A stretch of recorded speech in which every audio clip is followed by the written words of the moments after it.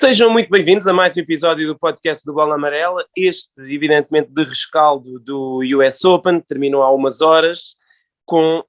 o título, o primeiro, imaginamos, de muitos títulos do Grand Slam do Carlos Alcaraz, campeão masculino. Foi uma última semana de US Open louca. A primeira, nós tínhamos aqui falado a semana passada, já tinha sido sensacional, mas de facto a segunda teve a particularidade de ter um Carlos Alcaraz a precisar de 5 sets em 3 rondas consecutivas, oitavos, quartos e meios finais, antes de jogar essa final para se tornar no jogador da história de um torneio do Grand Slam que passou mais horas em corte. 19 anos, 4 meses, campeão de Grand Slam mais jovem desde 2005 e o número 1 mundial mais jovem de todos os tempos. Era uma questão de tempo, passa a redundância, mas já imaginávamos que isto ia acontecer, porque ele tinha alguma margem para bater esse recorde. Mas Pedro, se calhar começo por ti. Nós que aqui tantas vezes falámos de Carlos Alcaraz e de como era importante medirmos as nossas expectativas, mas de facto aí está ele, campeão do US Open em 2022, um jogador que aí em maio, finais de maio do ano passado, estávamos a encontrá-lo nas docas a jogar um Challenger em Portugal, nem top 100 era, impressionante. E depois desse dia nas docas, no dia a seguir de manhã, perde o primeiro set da sua primeira ronda, viria a ganhar esse torneio, então entrou no top 100. De facto, já não há muito mais palavras para adjetivar aquilo que ele está a fazer, e eu diria que o que é mais assustador no ponto de vista dos adversários é aquilo que o Juan Carlos Ferrer disse, é que ele está a jogar por aí a 60% do potencial que tem, porque de facto nós olhamos para o ténis dele, e sendo soberbo e espetacular, ainda tem coisas que vai poder afinar, pode servir um bocadinho melhor, pode melhorar algumas tomadas de decisão que ele ainda pode afinar um pouco para passar por um patamar ainda mais autoritário e mais dominador, e eu acho que isso é que é assustador para a concorrência, porque ele de facto não para de melhorar, a cada encontro quase parece que vai conseguindo encontrar outras soluções, tem aquele ténis que entusiasma.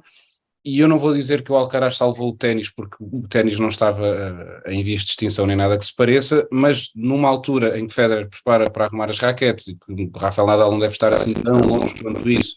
e até mesmo a questão do Novak Djokovic, é uma era que está a terminar, está claramente entregue.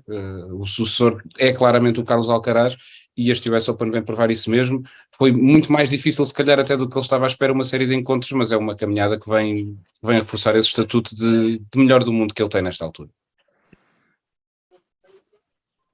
Não sei como é que viste toda esta caminhada do Carlitos. É evidente que o torneio mudou um bocadinho de perfil ali a partir de meio. Para já não tínhamos Novak Djokovic logo desde o início. Eu acho que isso mudou a configuração do torneio porque deixou tudo muito mais aberto. Nós aqui falámos muito disso, mas a verdade é que Rafael Nadal partia como favorito, rapidamente se percebeu que ele não estava com o nível, mas a partir dos quartos de final a pressão era grande para todos, não é? E em particular para o Alcaraz. Sim,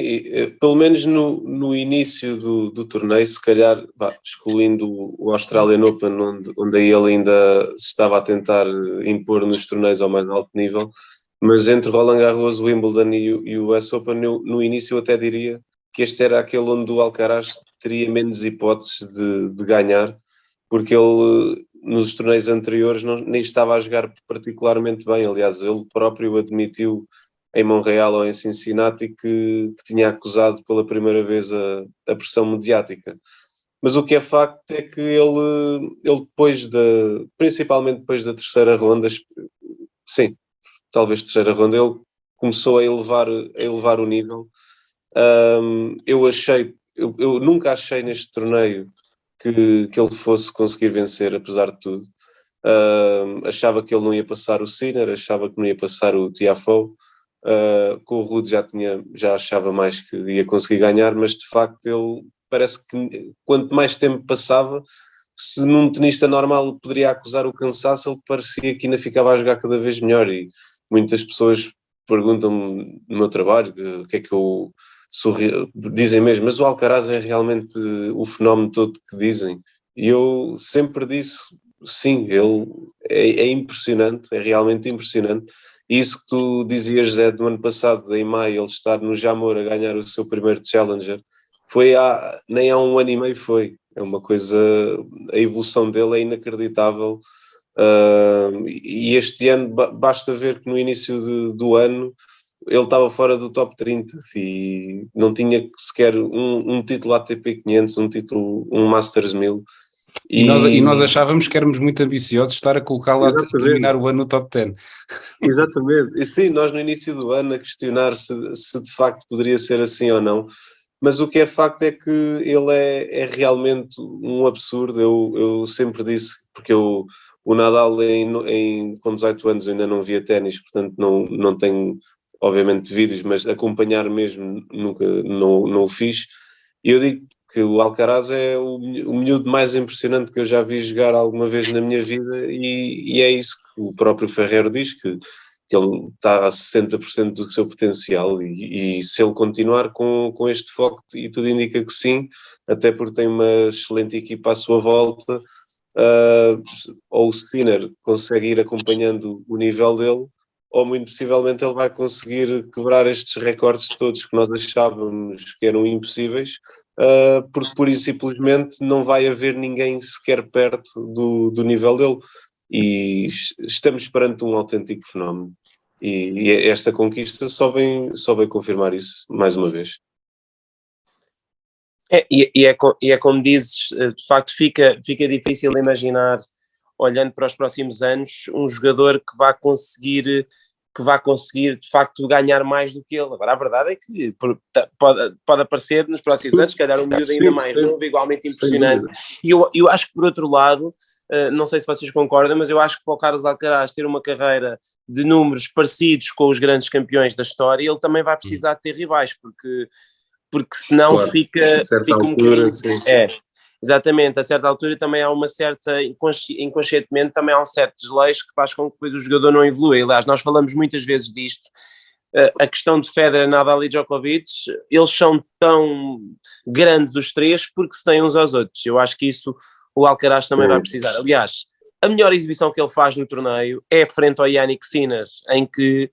ele poderia perfeitamente, se calhar, ter ganho o encontro mais rapidamente, porque teve chances no segundo e no terceiro set, mas também poderia depois ter perdido, salvo match points, esteve a perder com break abaixo na 5-3 na quarta partida. Portanto, sem dúvida que esse foi o encontro, até vos posso perguntar isso, mas talvez esse tenha sido o encontro-chave, porque o Rafael Nadal tinha perdido 2 dias antes, ele já tinha ganho o Marin Cilic de forma muito dura, mas esse encontro contra o Jannik Sinner deu a ideia, não sei se vocês concordam, quem ganhasse esse encontro seria o favorito a partir daí para o torneio, até porque o Nick Kyrgios já tinha perdido e ele conseguiu ultrapassar esse desafio mental. Sim, eu até já acreditava que para o Alcaraz era o que tínhamos falado aqui no último podcast, que era a pressão que ele podia sentir, não era tanta questão de ser número 1, eu achava que a grande pressão que ele ia sentir era contra o Sinner por causa de tudo aquilo e da rivalidade entre os dois e do que se espera dos dois para o futuro e desse mano a mano que não lhe tinha corrido bem nas últimas vezes. E também tinha dito na altura que achava que se ele superasse isso, desbloqueava o seu ténis e que podia realmente ganhar o torneio. Foi isso que aconteceu, ele conseguiu soltar-se, depois ainda acabou por tremer ali um bocadinho, que o Tiafoe se calhar mais do que seria expectável, mas é impressionante a forma como ele ultrapassa todos estes quintos sets, e houve muita gente, adeptos, outros especialistas que se calhar ao início achavam que quem elogiava o Alcaraz e quem vaticinava um grande futuro era meio maluco, e não, temos de ver se ele consegue ganhar e se aguenta isto e aquilo. A verdade é que esta sequência que ele faz no US Open não é normal, ele acabou os encontros dele quase todos até à final, já em hora de televendas, como vi escrito em algum lado. É que não é só a duração, foi a hora que acabou, voltava no dia a seguir, recuperava, chegava ao encontro seguinte e parecia bem. A primeira vez que ele mostrou algum déficit físico foi na final, e mesmo aí, contra um Casper Ruud, que estava mais solto e mais fresco, e com um ténis que estava a tentar castigar um pouco o Alcaraz nesse sentido, ele deu a volta mais uma vez e conseguiu levar a melhor. Portanto, só mostra a força mental dele, a força física também, porque aquilo não acontece por acaso ou por sorte, mas eu diria que sim, foi nesses quartos de final, e só para concluir, o que tu disseste dele ter rivais, de facto é preciso, ele precisa que o Jannik Sinner continue a crescer, precisa que o Félix Auger-Aliassime esteja aí também a lutar, embora tenha desiludido vez após vez, precisa do Daniil Medvedev também, do Nick Kyrgios, ele precisa de todos eles para irem puxando por ele, para o elevar. Sim, é isso, acho que para já é evidente que temos o Carlos Alcaraz de número 1 no mundo, e como e como muito provável número 1 de final de ano. O que eu vos ia perguntar primeiro é se acham, como é que acham que ele vai lidar com o número 1 nos próximos meses? Esta é a primeira grande questão, provavelmente. É assim, eu, tendo em conta que qualquer questão que nós vamos colocando ao longo destes tempos de como é que ele vai lidar com a possibilidade de ganhar grandes slams, agora ganha um Masters 1000, será que vai conseguir continuar a manter esse nível? E ele acaba sempre por conseguir superar qualquer dúvida que nós tenhamos. Era aquilo um bocado como nas previsões para os grandes slams acho que até era o Pedro que dizia, enquanto o Nadal não perder, eu vou continuar a apostar nele. E eu aqui quase que sou obrigado a achar que o Alcaraz vai ser capaz de lidar bem com esta questão do número 1, porque tudo aquilo que ele vem fazendo é simplesmente incrível. Aliás, ontem a forma como quando ele serve para fechar o encontro, onde, em condições normais, um miúdo de 19 anos que está a servir para conquistar o seu primeiro grande slam da carreira e para se tornar número 1, e o rapaz parece que está ali a servir no início de um encontro de uma primeira ronda de um ATP 250, pronto, falhou ali aquele smash, mas tirando isso não tremeu. Mas mesmo a reação a esse smash falhado, que outros podiam abanar completamente. Exatamente, e ele logo a seguir vai para cima e faz um asa, uma coisa assim. Por isso, tendo em conta aquilo que eu tenho vindo a assistir do Alcaraz, eu acho sinceramente que ele vai conseguir lidar muito bem com o número 1, tanto que ele nem tem tempo a perder e esta semana vai já jogar a Taça Davis, podia agora querer resguardar-se um bocadinho, descansar um bocadinho, mas não, na quarta-feira, quase do outro lado do mundo, já vai estar outra vez em ação. Eu concordo, acho que o Alcaraz, acima de tudo pela forma como ele tem construído a carreira e pela forma como é orientado, eu acho que esta questão de ser o número 1 do mundo é visto quase como uma consequência do trabalho que tem sido feito, é mais uma etapa no processo, tornou-se inevitável porque ele estava a jogar muitíssimo bem e a ganhar encontros atrás de encontros, ninguém tem mais títulos, ninguém tem mais vitórias em 2022, e eu acho que ele, o Juan Carlos Ferrer, a equipa técnica, vão ver isto de facto como mais uma etapa, como mais um passo de algo que eles querem alcançar. O Alcaraz não vai ficar contente, já ganhei o meu grande slam, já sou o número 1 do mundo, está bom. Não, ele agora quer continuar a varrer recordes, ele já disse, quer ficar muito tempo no topo como o Big Three. Portanto, acho que é só mais uma etapa no processo, e tendo em conta que ele nem tem ninguém assim tão perto para lhe roubar esse lugar, porque eu não acredito que o Nadal consiga fazê-lo, porque pode jogar muito pouco ou nada até ao final da época, vai ser pai, todas as questões que nós sabemos do Rafa, se calhar até nem vai jogar mais este ano, não sei, mas duvido que ele consiga tirar-lhe o número 1, e de resto também não vejo ninguém a roubar-lhe a liderança este ano. Depois para o próximo ano aí a conversa é diferente, mas acho que é só mais uma etapa no processo, que ele vai continuar a querer crescer ainda mais, ganhar cada vez mais torneios, derrotar toda a gente que for possível aparecer pela frente. Por isso acho que sinceramente acho que não vai lidar muito, não lhe vai custar muito lidar com essa pressão. Acho que é mais um passo de uma carreira muito longa. É de facto complicado imaginar, continua a ser, e eu acho que depois do primeiro título do Grand Slam ainda é simultaneamente entusiasmante, mas fica difícil prever, porque há muitos fatores que podem interferir. Obviamente a motivação é um deles, e isso parece estar lá. A outra questão são obviamente as lesões, claro. Porque não sabemos, de facto, há jogadores que têm carreiras precoces, e no ténis masculino isso não tem acontecido muito, mas no ténis feminino aconteceu muito com grandes campeãs, umas por umas questões, outras por outras. A Martina Hingis, aos 18 anos, já tinha 4 grandes slams ou 5 em singulares, e depois a carreira dela não deu aquilo que se esperava. A Mónica Seles, obviamente, sofreu um atentado em corte. Há sempre situações que tornam um bocadinho pointless depois nós estamos aqui a dizer o que é que um jogador pode ou não pode fazer. Agora, aquilo que nós sabemos é aquilo que estamos a ver e aquilo que estamos a ouvir, e eu ontem estava a assistir à conferência de imprensa toda do Alcaraz e do Juan Carlos Ferrer, e há de facto a cerimónia, não sei se vocês sentiram o mesmo, mas a cerimónia de entrega de troféus para mim foi das mais awkward dos últimos tempos, porque ele não sabia muito bem o que é que havia de fazer à taça, estava assim não se estava assim a sentir muito bem integrado ali na situação. Depois o próprio discurso é todo ele muito, quase parecia que de facto não estava preparado, e provavelmente não estava, apesar de ser um jogador que estava destinado a estes momentos.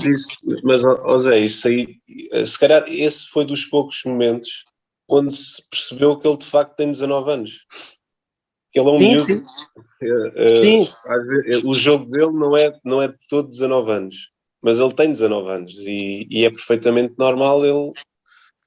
sentir-se meio perdido, que apesar de ser algo natural, é algo, não deixe lá está, são 19 anos e é impressionante, tanto que basta ver todos os registros que ele bateu e os nomes que igualou, que de facto não há muita gente a vencer grandes slams com 19 anos. Sim, eu acho que há uma certa naturalidade numa certa naturalidade na forma como ele dentro de campo faz as coisas que faz, mas é evidente depois há momentos em que vamos percebendo que ele é o miúdo. Agora, foi engraçado depois ouvir em conferência de imprensa que ele não está assim tão surpreendido com aquilo que alcançou, talvez com a velocidade com que alcançou estas coisas, e o próprio Juan Carlos Ferrer diz,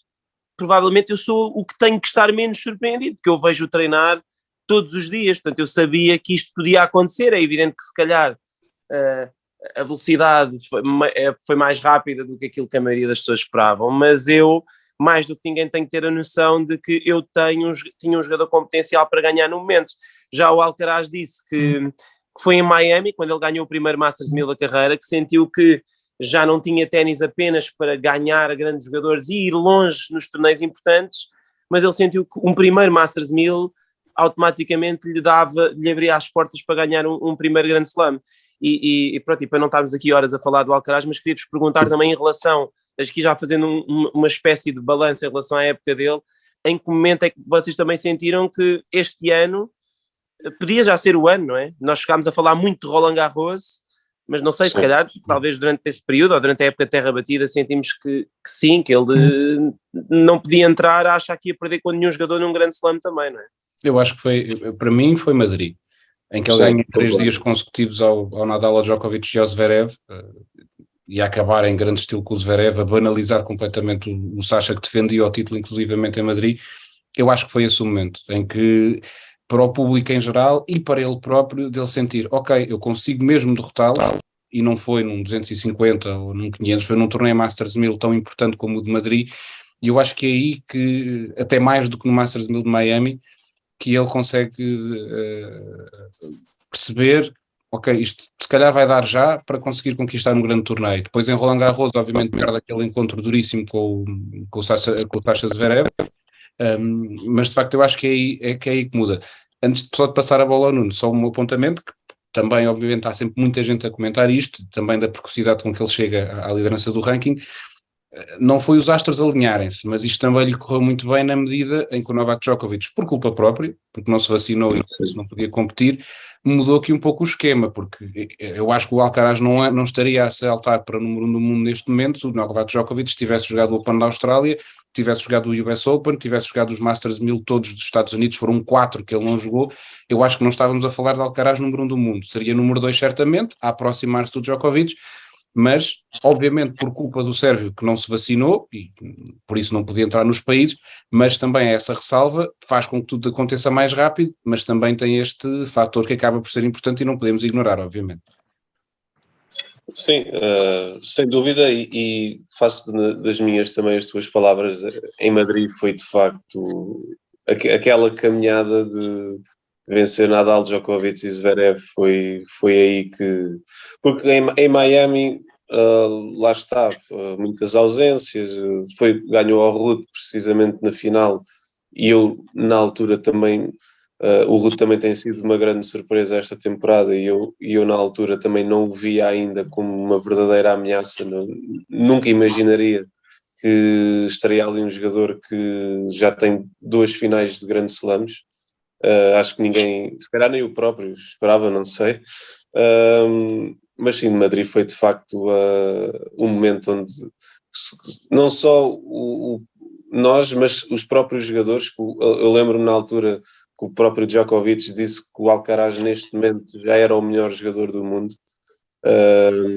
e de facto depois o tempo veio confirmar que tudo aquilo que nós achávamos, e falando aqui também de nós os três, já mesmo em off, há muito tempo que falamos no quão incrível é este rapaz, e o tempo em várias conversas que tivemos com outras pessoas, o tempo acabou por nos dar razão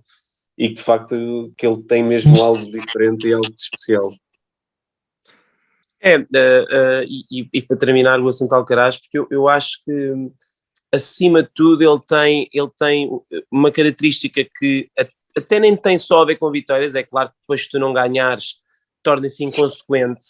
mas ele tem aquela característica que é um bocadinho extra-ténis, que ele tem carisma sem sequer precisar de abrir a boca, não é? É verdade, é verdade. Porque ele não é propriamente um mestre a falar.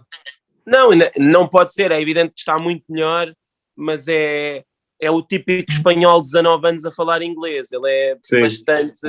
não se expressa com muita facilidade, e mesmo em espanhol ele é um miúdo simpático, mas que também não desenvolve em particular os assuntos. Ele diz, olha, das conferências mais giras e mais soltas que eu vi a dar foi precisamente no Challenger em Oeiras, em que eu nunca tinha visto falar tão solto e falar à vontade de tudo. Exatamente. Sim, eu acho que ele diz quase sempre a mesma coisa, mas também porque lá está, não é fácil para um miúdo de 18, 19 anos ir todos os dias, dia sim, a conferências de imprensa, responder a perguntas muito parecidas, levar com comparações todos os dias com os jogadores do Big Three, em particular com o Rafael Nadal, portanto eu acho que isso até lhe dá mais mérito a tudo aquilo que ele está a alcançar, a questão das comparações com o Rafa, mas ele de facto tem essa característica de não há um jogo, um encontro de Carlos Alcaraz que seja aborrecido, e é impossível que alguém, lá está, depois podemos dizer isto, mas eu ainda, ontem ouvia um podcast inglês, de ténis podcast, muito, muito conhecido, e eles diziam esta frase que eu não me importo dizer, eu acho que é muito complicado alguém gostar de ténis e depois dizer que os jogos de Carlos Alcaraz não são interessantes. Porque é impossível, porque aquilo, gostes ou não gostes do jogador, porque até o jogador pode não te cair muito bem, imagina, todos os grandes campeões, e ele não vai ser exceção, vão ter pessoas que não gostam dele, acontece com o Federer, com o Nadal e com o Djokovic, mas é impossível tu achares que aquilo é desinteressante do ponto de vista tenístico, porque ele de facto supra tudo isso em termos daquilo que é, o seu carisma, pelo aquilo que ele faz dentro do campo, pela entrega, pela atitude e pela espetacularidade, porque ele é muito bom e ao mesmo tempo muito espetacular. Às vezes há aqueles jogadores que são extremamente bons, mas que os encontros são, por uma razão ou por outra, são quase sempre aborrecidos. E, por exemplo, por comparação, para concluir, o Jannik Sinner acontece muito isso. O André Horta mandava-me uma mensagem esta semana e dizia-me assim: Zé, mas eu não percebo, o Jannik Sinner só joga bem contra o Carlos Alcaraz, depois está o resto do ano inteiro a perder com gente que não devia perder. E é um bocado, e muitas vezes tem um ténis demasiado unidimensional e aborrecido, lá está. Isso não acontece com o Carlos Alcaraz. Todos os jogos do Carlos Alcaraz, desde a primeira ronda com o Sebastián Baez até à final com o Ruud, são espetaculares. Ele não vai ganhar sempre, mas eu acho que ele e já disse isto aqui no podcast anteriormente, volto a dizer, e não é para ele ter um título de Grand Slam, para mim é a melhor coisa que aconteceu ao ténis nos últimos muitos anos, e oxalá, ganhando ou mais ou menos, oxalá ele continue e não se perca, porque é de facto importante para a modalidade. Passo já a bola porque temos... Diz-me. Deixa-me só dizer que nós falamos da questão de ele precisar de... Vamos ver se tem adversários para manter esta motivação, mas isto também pode ser visto no outro lado, que é os adversários isto pode obrigar os adversários a subirem, a darem o salto mais depressa, que é para conseguirem acompanhar o Alcaraz. Isso. Só para ir de encontrar aquilo que tu disseste, que ele foi a melhor coisa que aconteceu nos últimos anos ao ténis. Isto pode permitir a outros atingirem níveis que se calhar nem eles próprios esperavam que era possível. Sim, e isso nota-se no Jannik Sinner. De facto, ele joga motivado contra o Alcaraz como não joga diante de mais ninguém, e eu acho que ele a partir de agora ainda mais vai ter um alvo nas costas. Aliás, nós vimos durante o verão isso acontecer muito. O Tommy Paul, por exemplo, jogou muitíssimo bem contra ele. O Lorenzo Musetti ganhou-lhe uma final, de facto jogando muito bem. Eu acho que vai ser muito bom para o ténis por todas as razões. Pedro, passando já para ti, para aqui concluirmos em 5 minutos o US Open. Iga Swiatek, campeã feminina do US Open, talvez, ela diz que tenisticamente foi o seu torneio do Grand Slam mais difícil de todos, porque é evidente que ela em hardcourt não tem se calhar a hegemonia sobre as outras que têm terra batida. Ainda assim,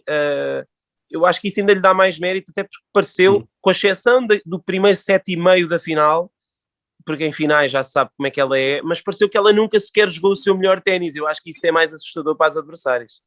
Sim, este torneio é a prova que no circuito feminino neste momento há a Iga Swiatek e depois há as outras todas.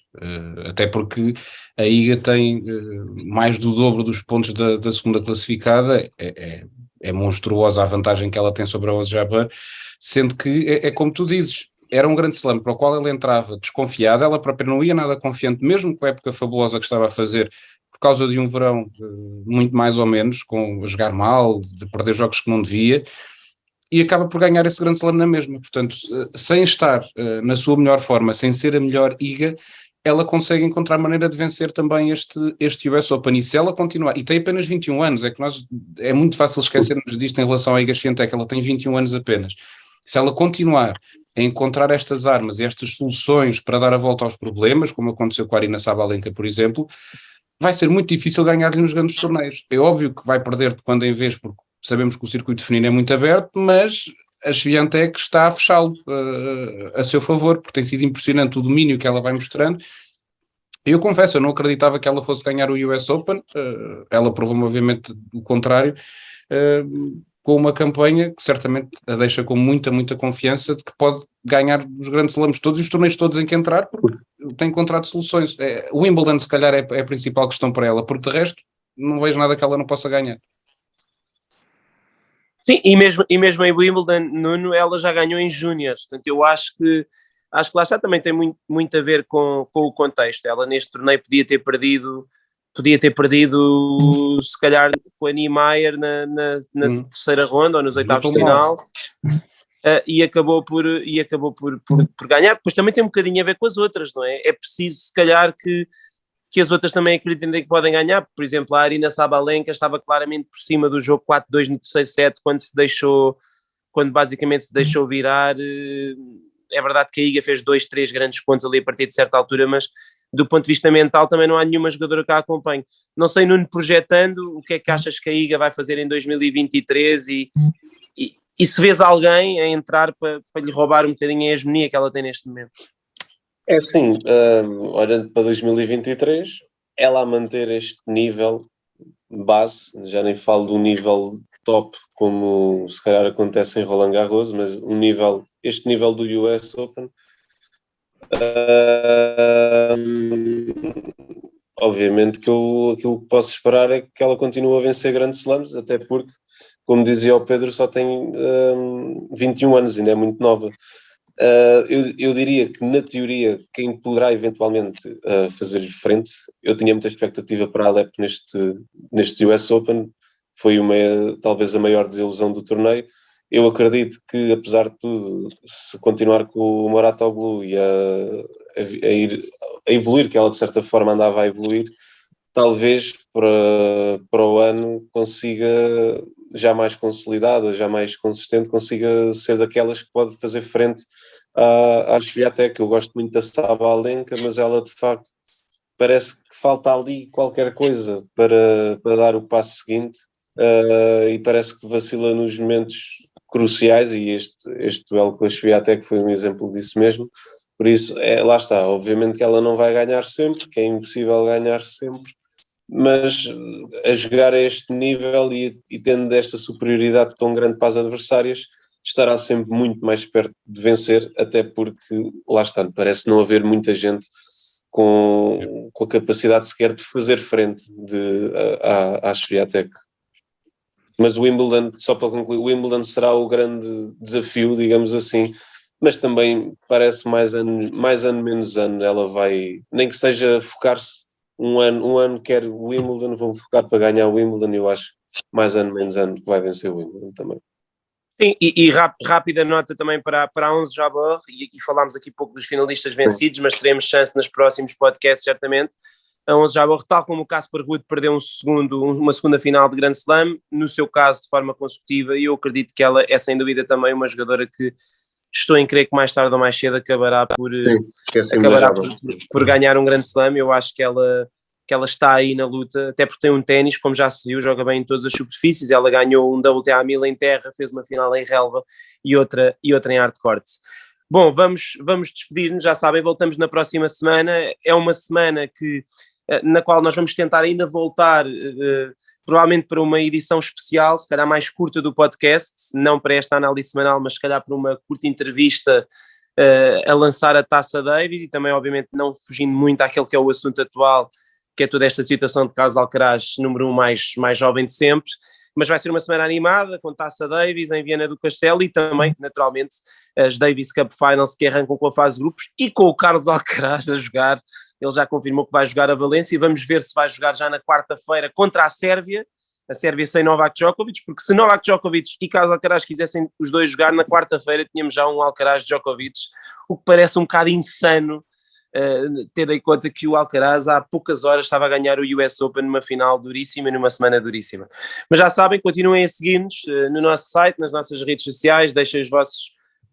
vossas opiniões, as vossas questões. Nós voltamos com